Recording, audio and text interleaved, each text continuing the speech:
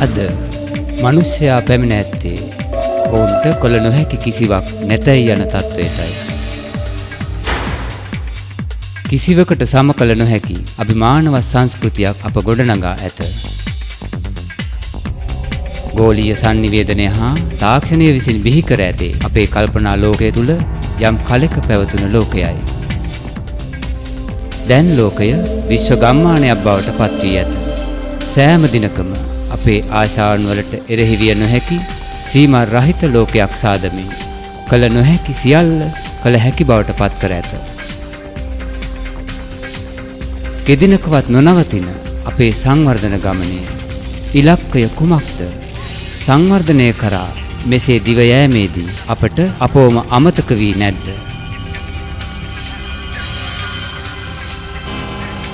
අනාදිමත් කාලයක සිට මිනිසුන් තමා පිළිබඳ තේරුම් ගැනීමේ සරල සත්‍යය අනාවරණය කර ගැනීමට කොතෙකුත් උත්සාහ දරා ඇත. එම සදාතනික සත්‍යය නම් මා කවුද?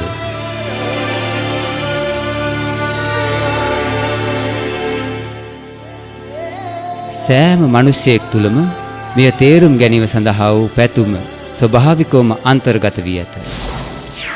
මිනිසුන් ඉතිහාසය පිළිබඳ සොයමින් අතීතය තේරුම් ගනී. අතමෙක් නීති විෂයත් පරිපාලනයත් ඉගෙන ගන්නා අතර තව කෙනෙක් විද්‍යාව හා තාක්ෂණය හදාරයි. මිනිසා බොහෝ දේ දන්නා නමුත් තමා ගැන නොදැනීම මොනතරම් අරුමයක්ද? අතමුන් තමා ගැන සිතන්නේ ශරීරයක් ලෙසයි. කෙනෙක් සිතයයි කියන අතර තවත් කෙනෙක් තමා වූ කලි මොළයයි සලකයි. අනන්‍යතාවය ගැන එසේ කීවත් මා කවුද යන පැනය දිරතුරුව පැන නැගී.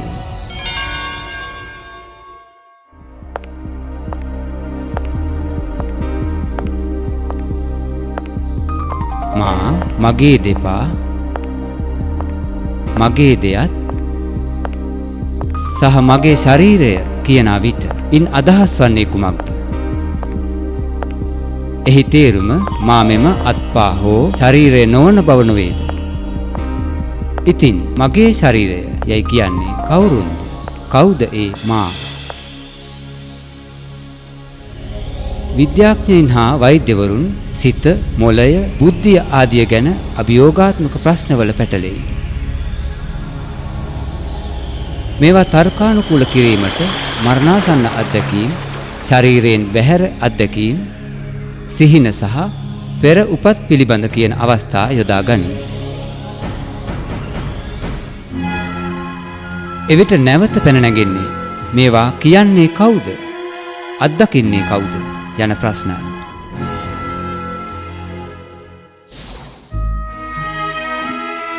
අපි ඊතා බාල අවදියේදී අසාමාන්‍ය කුසලතා පෙන්වන ළමුන් දැක ඇත්තෙමු. මෙවැනි පුළුල් සංසිද්ධීන් විස්තර කරනුයේ කෙසේද? ශරීරය සහ මොළය යන දෙක පමණක් තිබීම සෑහෙයිද යන්න ඊළඟ ප්‍රශ්නයයි. ශරීරයේ විවිධ අවයව හසුරවන්නේ කවුද? මොළයෙන් පිටතටත් ඇතුළෙහි සංඥා යවනුයේ කවුරු විසින්ද? ශරීරය යනු සංකීර්ණ පරිවෘත්තීය ක්‍රියා සිදු කරන විවිධ සෛලවල එකතුවක්. මනස පුදුම කරවන ස්නායු ජාලයක්. හෝමෝන සහ එන්සයිම ස්‍රාවය වීම, ශ්වසනය, ජීර්ණය සහ රුධිර සංසරණයම පමණක්ද?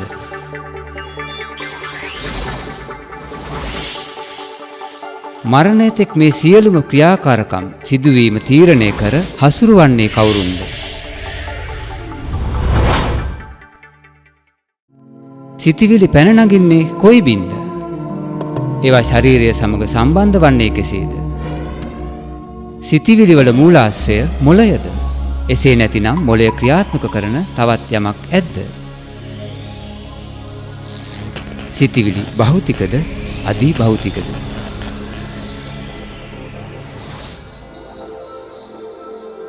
පරමාණු සහ අණු වලින් සෑදුණු මෙම වෙනස් වන ලෝකයේ තුල ස්වභාවිකව අධිභෞතික වූ දේද ඇත. කිසිදු දුරදක්නයකට හෝ අන්වීක්ෂයකට ඒවා බැලීමේ හැකියාව හෝ ඒවා මැනීම කළ නොහැකියි. ඒවා අනාවරණය කර ගැනීමේ එකම ක්‍රමය වන්නේ ඇතුළාන්තයට හැරී නිහඬ වීමෙන් පමණි.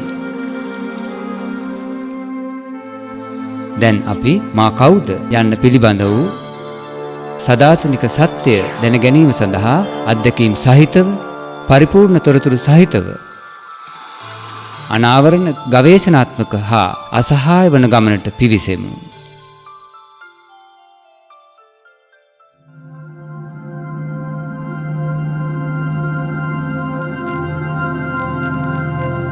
මෙය මා කුමක්ද යන්න නොව මා කවුද යන්නයි. මා වූ කලී ජීවාත්ම සත්තාවකි. එය අනන්ත ලෙස කුඩාය, බෙදිය නොහැකිය, අවිනාශී ප්‍රාණවත් දිව්‍යමය අධිබහුතික සූක්ෂම ආලෝක ශක්තියකි.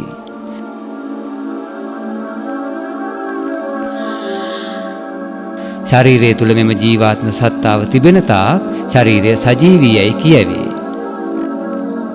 ජීවාත්ම සත්තාව ඌමා ශරීරය අතහැර ගියහොත් ඒට මලමිනියක් යයි කියන අතර එම සිදුවීම මරණය යනුවෙන් හැඳින්වේ. කෙසේ වුවත් ජීවාත්ම සත්තාව ඌමා දිගටම පවතින අතර මා සදාතනික වේ, අවිනාශී වේ, අමරණීයත්වයෙන් යුක්ත වේ. ජීවාත්ම සත්තාව ජීව ශක්තිය යනුවෙන්ද සැලකේ. සිතන්නේ මමයි, තීරණ ගන්නේ මමයි. ශරීරයෙන් සිදු කරන ඉච්ඡානුගත හෝ අනිච්ඡානුගත ක්‍රියාවලට වග කියන්නේ මමයි. සියලු සංස්කාර ගෙන යන්නේද මතක ගබඩා වන්නේද ජීවාත්ම සත්තාව වන මා තුලයි. ඔව්, මම ජීවාත්ම සත්තාවක්මි. එමෙන්ම ජීවාත්ම සත්තාව මම වෙමි. ජීවාත්ම සත්තාව වන මා ශරීරය හසුරවන්නා යන්නයි. ඔබේ ජීව සත්තාව සහ මගේ ජීව සත්තාව නිවැරදි නොවන්නේ ශරීරය ඔබේ මිසක් ඔබ ශරීරය නොව ජීව සත්තාව වන නිසයි. ජීවාත්ම සත්තාව වූ මා වූ කලී ප්‍රමාණයෙන් අතිශයින්ම අසීමිත ලෙස කුඩාය, නොබෙදෙන සුළුය. තිම ආයුධයකින් කපා කොටා මා වෙන් කළ නොහැකිය. මා ගින්නෙන් නොදැවෙන අතර තුලඟට පාවී යන්නේවත් වැස්සට තෙමෙන්නේවත් නැත. කිසිම ද්‍රව්‍යමය භෞතික දෙයකට මගේ ගමන් වැළැක්විය නොහැකිය. ජීවාත්මය වන මා අමරණීය වන අතර මගේ පැවැත්ම සදාතනිකය. මා සිටින්නේ ඇහි බෙමි දෙක මැද පිටුපසින් මොළය ආශ්‍රිතවය. මෙසේ සිටමින් මොළය හරහා ශරීරයේ හැම ඉන්ද්‍රියක්ම ක්‍රියාත්මක කරන්නේ මා වන ජීව සත්තාවයි. අනන්ත ලෙස කුඩා මෙම ආලෝක තිතවන මා තුල අසීමිත ක්‍රියා සිදුවේ.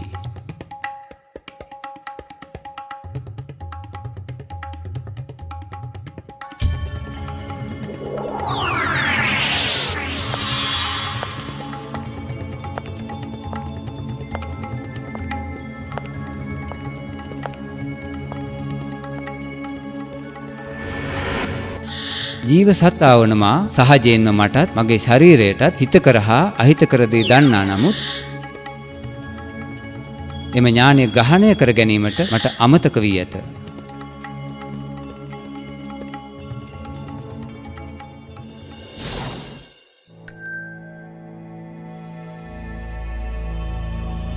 ශරීරය තුල ජීවාත්ම සත්තාව ඇති විට එය තුන් ආකාරයකින් ක්‍රියාත්මක වෙයි.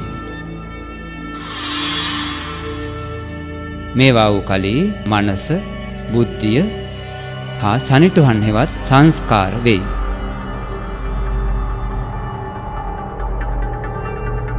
මා සිතිවිලි ගන්නේ අතීත අත්දැකීම්, බලපෑම්, මතක හා අන් අයගෙන් ඉගෙනගත් දේත් මතය.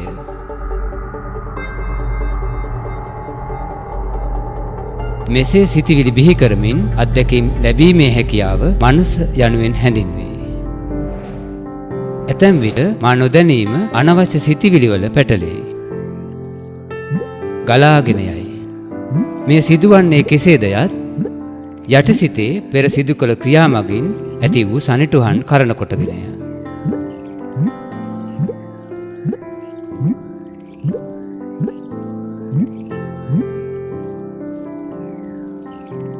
මගේ මනස තුල හටගන්නා සිතිවිලි වල ස්වභාවය හොඳ නරක, පළවත් නිෂ්ඵල, සාධනීය, නිෂේධනීය ලෙසින් විය හැකිය. සිතිවිල්ලක් අදහසක්ද විය හැකියි. සාමාන්‍යයෙන් සිතිවිලි විසින් මා මෙහෙය වේ. හොඳද නරකද තීරණය කරන්නේ මමයි. යමක් කරනවාද නැද්ද?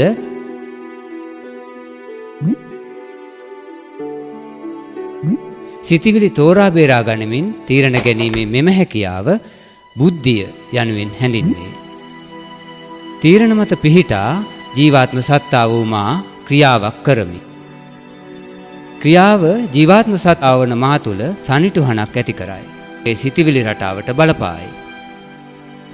මා විසින් ගබඩා කරගන්නා එවන් සනිටුහන් වලට ගති, යටිසිත ආදී විවිධ නම් කියයි. සනිටුහන් නොගැඹුරු, මධ්‍යම හෝ ගැඹුරු ලෙස මුල් බැසගෙන තිබිය හැකියි. ගැඹුරින් මුල් බැසගත් සනිටුහන් ක්‍රියා ලෙස මතුවේ. එවැනි ක්‍රියා මගේ සවිඥානික, උපවිඥානික හා අවිඥානික තත්ත්වයන් වලදී සිදුවිය හැකියි. ගැඹුරින් මුල් බැසගත් සනිටුහන් ඇතැම් විට සිහින ස්වරූපයෙන් මතුවිය හැකියි.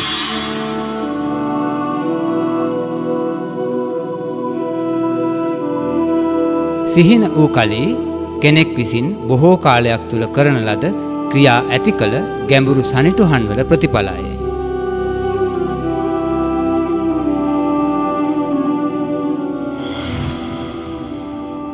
උදාහරණයක් ලෙස බල්ලෙක් විසින් සපා කෑ පුද්ගලයෙක් හෝ එවැනි යම් නරක අත්දැකීම් ලත් කෙනෙක්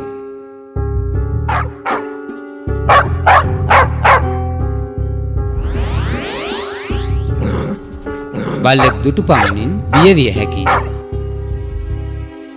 එමෙන්ම කෙනෙක් දියේ ගිලෙනවා දුටු කෙනෙක් හෝ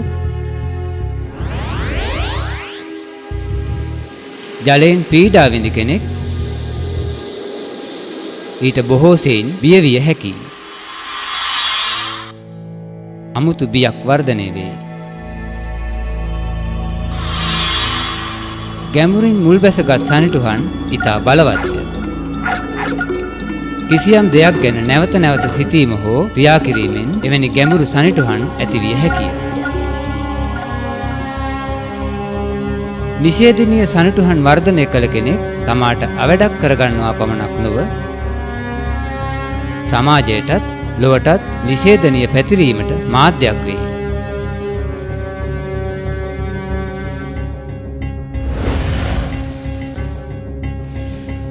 එසේම සාධනීය ගුණාංග තමන් තුළ වර්ධනය කළ කෙනෙක් තමන්ට පමණක් නොව සමාජයටත් මුළු ලෝකයටත් යහපතක් ගෙන දෙන මහා සම්පතක් වේ.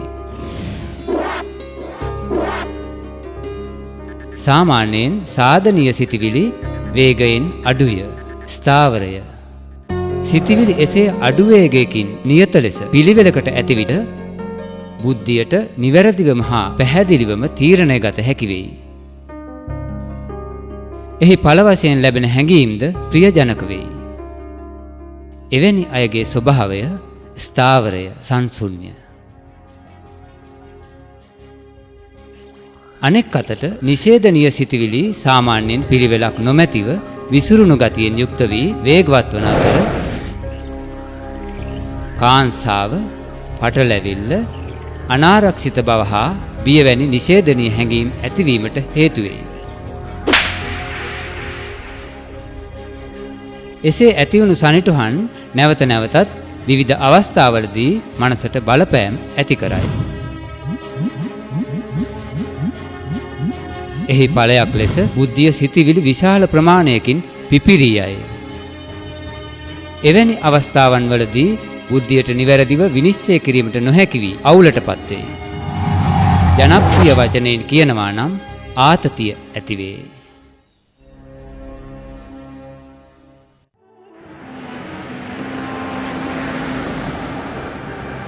ජීවාත්ම සත්තාව හා ශරීරය අතර වෙනස තේරුම් ගැනීමට මෝටර රථය හා රියදුරා පිළිබඳ උදාහරණය ප්‍රයෝජනවත්ය. ඔබ ශරීරයේ රථයක් යැයි සැලකුවහොත් ජීවය වන ඔබ එහි රියදුරායි. රියදුරා රථය හසුරුවන්නේ යම්සේද ශරීරයේ විවිධ ක්‍රියා සිදු කරන්නේ ජීවාත්ම සත්තාව මගිනි.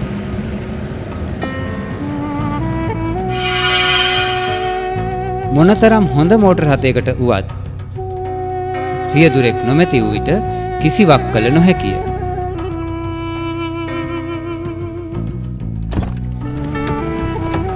රියදුරෙක් රථය හසුරුවන්නේ යම්සේද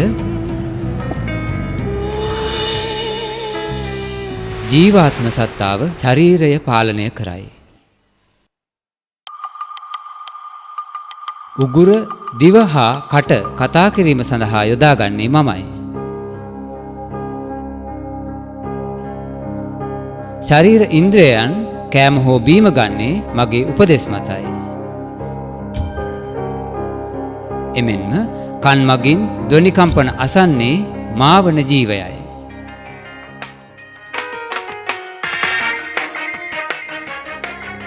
ශරීරයේ යමක් ස්පර්ශ වූ විට සමහර හා එය දැනෙන්නේ මාවන ජීවයටයි.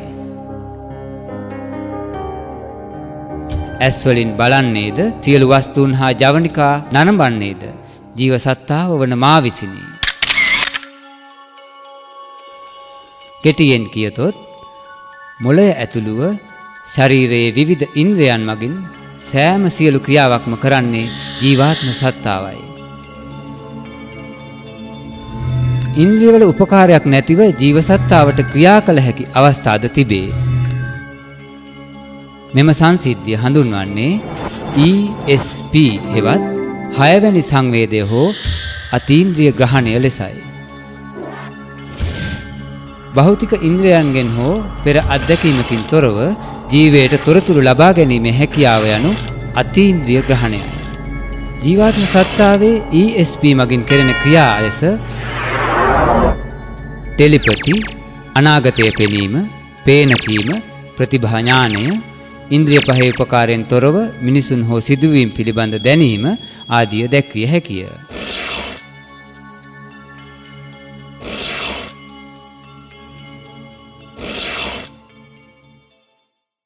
නමුත් මා ජීවාත්ම සත්තාවක් ලෙස අත්දකින්නේ කෙසේද? ඒ හැඟීම කෙසේ වේද? මෙවැනි සංසිද්ධීන් වචන වලින් විස්තර කළ නොහැක. මන්ද මෙම අත්දැකීම ලබාගත හැක්කේ මෙනෙහි කිරීම හා භාවනා ක්‍රියාවලිය තුලින් ලබා ගන්නා නිහඬියාවේ පුහුණුවෙනි. එසේ වුවත් අපි මෙම සංකල්පයේ තේරුම් ගැනීමට උත්සාහ දරමු.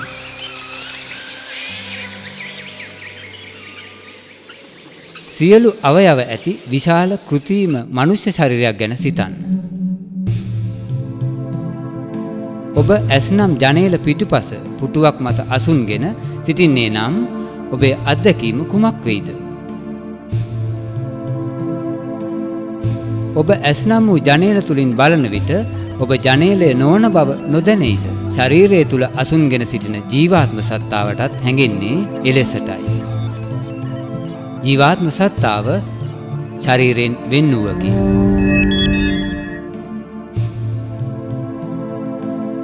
කෙනෙක් තවෙකෙකුගේ මුහුණ දෙස බලා ඒට ප්‍රතිචාර දක්වන්නේ නම් සෑම ප්‍රතිචාරයක්ම රඳා පවතින්නේ එකිනෙකාගේ මුහුණේ භාව ප්‍රකාශය මතයි. මිහිපිට සිටින හැම මිනිසෙක්ම සිතේ සාමය, ජීවිතයේ සතුට, සෙනෙහස දීමට හා ලැබීමට මෙන්ම පිරිසිදුකම හා පාරිශුද්ධත්වය අපේක්ෂා කරයි. උපතේ සිටම කෙනෙක් කුතුහලයෙන් යුතුව විමසිලිමත්ව තමා කැමති ක්ෂේත්‍රයේ දැනුම හැකිතාක් දුරට ලබා ගැනීමටත් හොඳ මානසික බලයක් හෝ ශක්තියක් ලබා ගැනීමටත් කැමතිය. ජීවාත්ම සත්තාවේ මුල් ගුණාංගවල ප්‍රතිමූර්තියක් වන්නේ අහිංසක ලදරුවෙකි. මගේ ආවේනික ගුණාංග 7 වන්නේ ඥානය, සෙනෙහස, සාමය, සතුට, පාරිශුද්ධත්වය, ආනන්දය සහ බලයයි.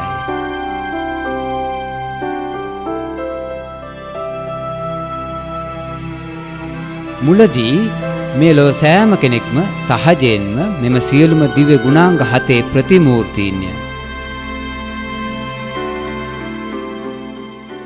බොහෝ අය නිෂේධනීය දෙසට හැරෙන්නේ වැරදි තේරුම් ගැනීම, නිවැරදි නොවන උපකල්පන හෝ පාරිසරික හෝ අන් අයගේ බලපෑම් නිසාය. එහි ප්‍රතිඵලයක් ලෙස දිගු කාලයක් තිස්සේ අප ශාරීරික අංගෝපාංග මත අපගේ අනන්‍යතාවයන් ගොඩනගමින් එකිනෙකා අතර බෙහෙද ඇති කර ගත්තෙමු. ජීව වශයෙන් අප මෙම පටු ශාරීරික සීමාවන්ගෙන් ඔබ්බට යා යුතු බවත්,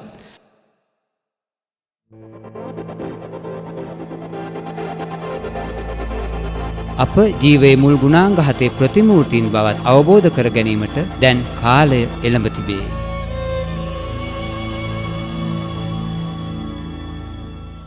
කෙනෙක් උපදින්නේ කෙසේද? මාතෘ ගර්භාෂයක් තුල ඇති දියර හා සෛල සමූහය ජීවය ලබන්නේ කවදාද? එයට ජීව ශක්තිය ඇතුළු වන්නේ කවදාද?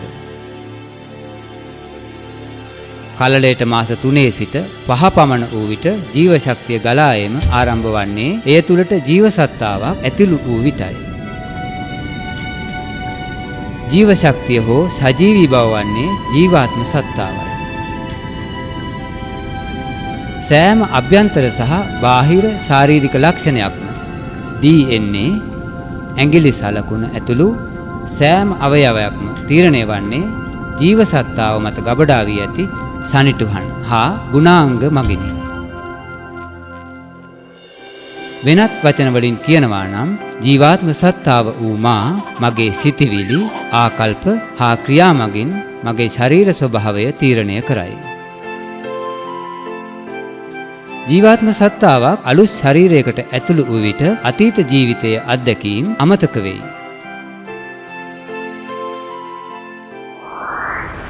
කොහොම නමුත් ඇතැම් අවස්ථාවල මිනිසුන් ඔවුන්ගේ පෙර භවයන් පිළිබඳ කතා කියා ඇති අතර විමර්ශන මගින් ඒවා නිවැරදි බවද සොයාගෙන ඇත.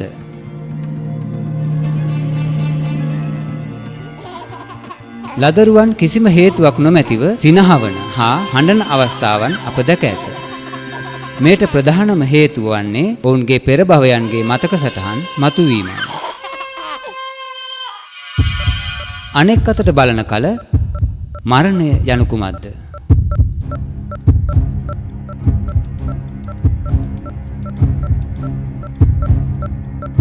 මරණයෙන් මතු සිදුවන්නේ කුමක්ද?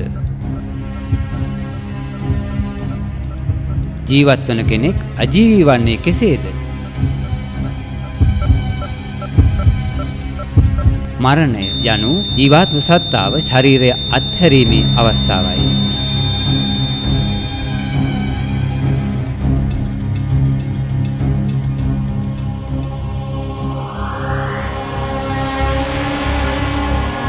ජීවය ඇට, මස්, ලේ වලින් සෑදුණු වස්ත්‍රයක් වන ශරීරය අත්හල විට එම ශරීරය අජීවී මලමිනියක් බවට පත් වී ස්වභාවයේ පංච මහා භූතවලට එකතු වීම සඳහා වියෝජනය වේ.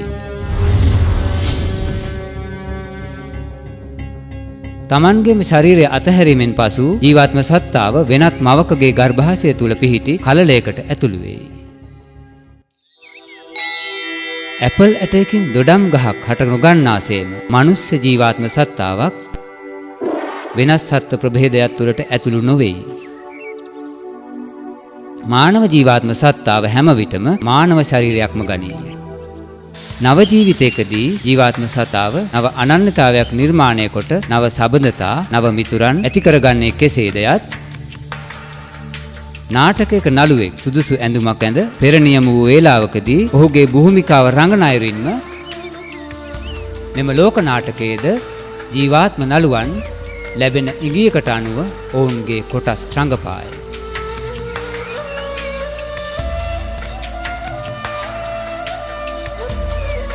වියපත් වීම නිසා හෝ රෝගී වීම නිසා ශරීරයෙන් වැඩක් ගැනීමට නොහැකි වන විට හෝ ශරීරයට මාරාන්තික තුවාලයක් සිදු වූ විට ජීවාත්ම සත්තාව ශරීරයෙන් පිට වී නැවත නැවතත් උපදී. මේ ලෝකයේ ජීවිතය සහ මරණය යන චක්‍රය සදාතනිකවම පවතින්නේ මේ අන්දමටයි.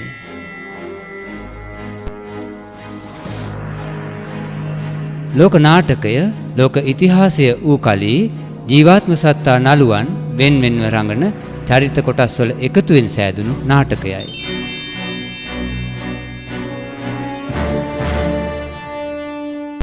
ජීවාත්ම සත්තාව තිරය පිටුපස වන ජීව ලෝකයේ නාටකයට ඇතුල් වීමට සුදුසු අවස්ථාව පැමිණෙනතුරු සිටී.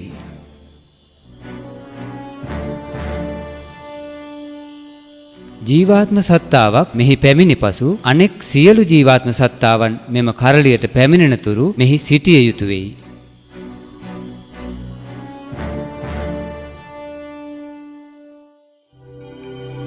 ලෝක නාටකයේදී කර්මය යනු ක්‍රියාව වන අතර එයින් හැඳින්වෙන්නේ හේතුඵලය යන විශ්ව නියමයයි. ක්‍රියා හා ප්‍රතික්‍රියා සෑම මිනිසෙකුගේම පැවැත්ම පාලනය කරයි. කුමන ජීවාත්ම සත්තාව කුමන දරුගැබකට ඇතුළු වනවාදැයි තීරණය කරන්නේ කෙසේද? ශරීරයක් පිරිමි විය යුතුද? ගැහැණු විය යුතුද? යා යුතු වන්නේ ලෝකයේ කොතැනකටද?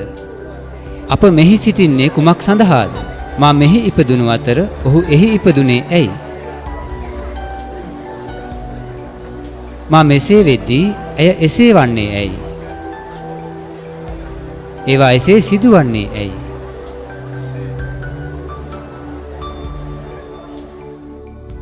මෙය මෙසේ සිදුවිය යුතුයි කියා කෙනෙක් තිරරචනයක් ලියා ඇද්ද?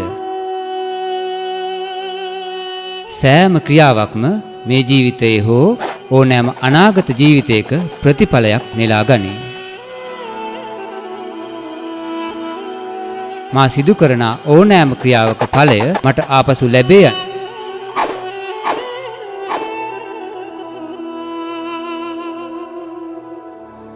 එය සම්පූර්ණයෙන්ම අපක්ෂපාතීව ක්‍රියා කරයි. මෙය කර්ම න්‍යාය හෙවත් මෙය වෙනස් කළ නොහැකිය. කර්ම න්‍යාය අනුලංඝනීයය.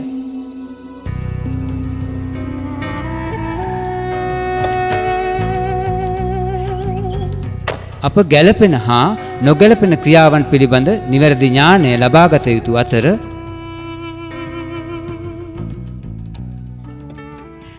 හැම ක්‍රියාවක්ම සිදු කළ යුත්තේ Taman අන් අය සහ පරිසරය මත එය ඇති කරන බලපෑම පිළිබඳව සම්පූර්ණ වටහා ගැනීමකින් පසුවයි. එහි බලපෑම දැන් හෝ අනාගතයේදී සිදුවිය හැකියි. මා මගේ ක්‍රියාවල ඵලය ලබමි. ඵලය රසවත් හෝ තිත්ත විය හැකියි. ක්‍රියා කිරීමට පෙර සිතා බලන්න. කර්ම න්‍යාය තේරුම් නොගත් මිනිසුන් ජීවිතයේ සිදුවීම් අනුව නිගමනවලට එයි.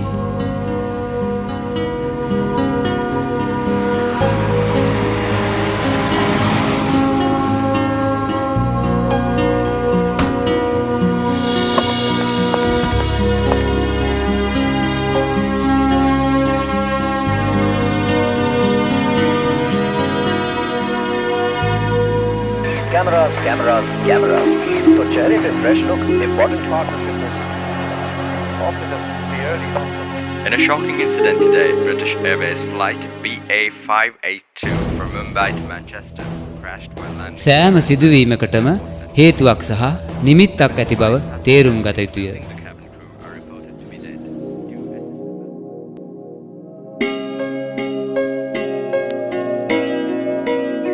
මගේ අනාගතය රඳා පවතින්නේ මා මේ මොහොතේ කරන දේ අනුවයි.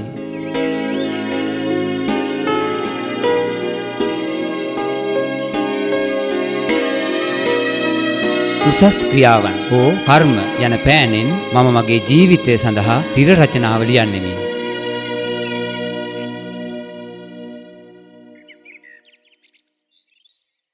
ඔබ වපුරන්නේ කුමක්ද? එහි අස්වන්න ඔබට ලැබේ.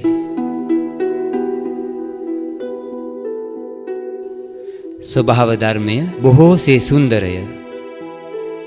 මෙලොව බිලියන ගණනක් සිටියද සෑම ඇඟිලි සලකුණක්ම එකිනෙකට වෙනස්ය. DNA අණු දෙකක් එක හා සමාන නොවේ.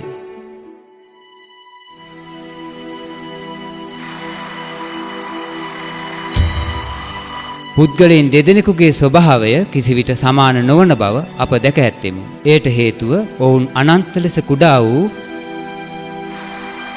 ආලෝක තිත් දෙකක් වීම හැරුණකොට ජීවාත්ම සත්තාවන් දෙකක් සමාන නොවන නිසාය. හැසිරීමේ, ශෛලියේ, චරිතයේ හා ආකල්පමය වශයෙන් වෙනස්කම් දැකිය හැකිය. කෙටියෙන් කියනවා නම් සෑම ජීව සත්තාවකම පෞරුෂය අසම සමය. ඒ නිසා මා ජන්මයෙන්ම විශේෂිතය. මම කිසිවෙකුට හීනද නොවෙමි, සුපිරිද නොවෙමි. මා මෙලොව අසහාය බවත්, මා මෙහි සිටින්නේ මගේ භූමිකාව රඟපෑමට සහ මගේ වගකීම් ඉටු කිරීමට බවත් මා අවබෝධ කරගත් විට මටම මගේ අනාගතය නිර්මාණය කළ හැක. සූක්ෂම දිව්‍යමය ආලෝක තිතවන මා නම් වූ ජීවාත්ම සත්තාව මෙම ශරීරය සහ මා ජීවත් වන මෙම ලෝකය සමග ඉතා සුන්දරව, සියුම්ව හා සුමට ලෙස එකිනෙක හා සම්බන්ධ වී ඇත. මගේ සෑම සිතිවිල්ලක්, ආකල්පයක්, වචනයක් හා ක්‍රියාවක්ම මා වටා සිටින මිනිසුන්ට බලපෑමක් ඇති කරයි. එක්කෙනෙක් හෝ කණ්ඩායමක් එක හා සමාන සිතිවිලි බිහි කළ විට මේවා වටපිටාව තුළ පරාවර්තනය වේ. මනුෂ්‍ය හැඟීම් අන් සතුන්ටද ස්වභාව ධර්මයටද බලපෑම් ඇති කරයි. ඒවා අතර ඊතා සමීප භාවාත්මක බැඳීමක් ඇත.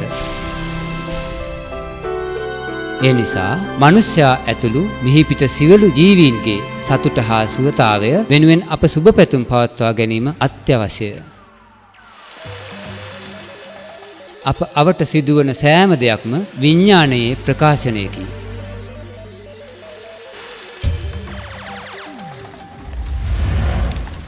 ශාරීරික ආශාවන් වල බලපෑම මත සිදු කරන ඕනෑම ක්‍රියාවක් ආධ්‍යාත්මික බලගැන්වීමක් නොකරයි.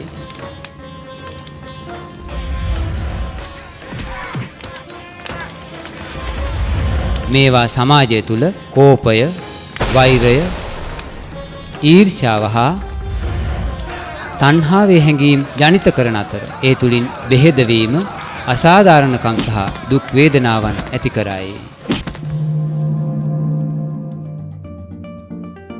අනෙක් අතට ජීව අවධාන ඥානයේ බලපෑම තුලින් සිදු කරන ඕනෑම ක්‍රියාවක් සෙනෙහස හා සහෝදරත්වය පිළිබඳ හැඟීම් ඇති කරන අතර එහි ඵලය ලෙස සමාජයේ සමගිය හා සුසංයමය පිළිබඳ හැඟීම් වැඩි වෙයි.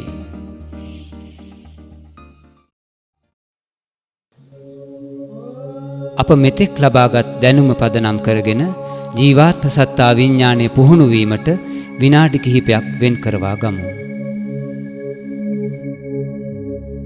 ඔබ කැමති ඉරියව්වකින් පහසුවෙන් සිටින්න. ඔබ අවට ලෝකය ගැන දැනුවත්ව සිටින ආකාරයෙන් දැස් විවෘතව තබා ගන්න.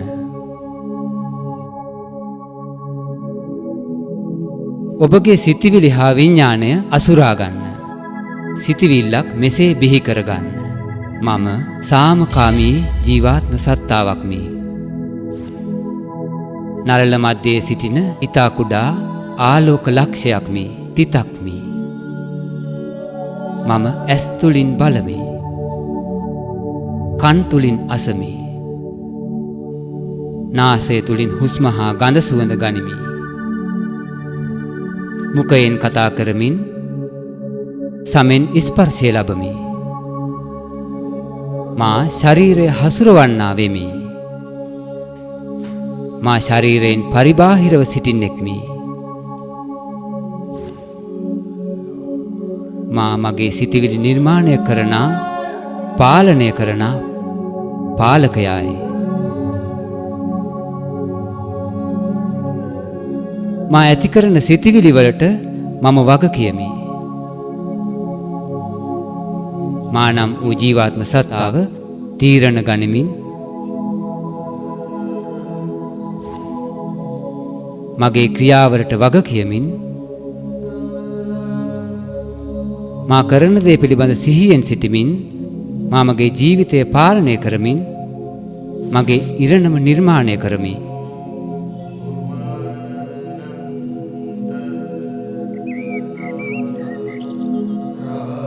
මා අන් අයත් ජීවයන් ලෙස දැකීමට පියවරෙන් පියවරට කරන අත්හදා බැලීමේදී ජීවයේ මුල් ගුණාංග සහ සාධනීය බල මා තුළින් වින්දනය කරගනිමි.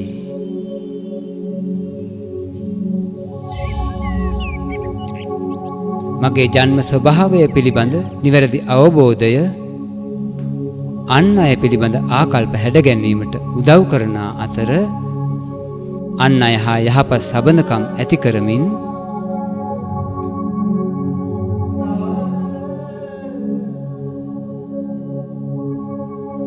මා ජීවාත්ම සත්තාවක් බව සිහියේ ඇතිව සෑම ක්‍රියාවක් සහ හැසිරීමක් සිදු කරන විට මා මගේ මුල් අනන්‍යතාවයට බොහෝ සෙයින් සමීපය. මෙය වූ කලී ජීවාත්ම සත්තා විඥානයයි. මෙම විඥානය තුළ මම මගේ ජීවිතයේ ඉලක්කය හා හිණිපෙත්ත අනාවරණය කරගනිමි.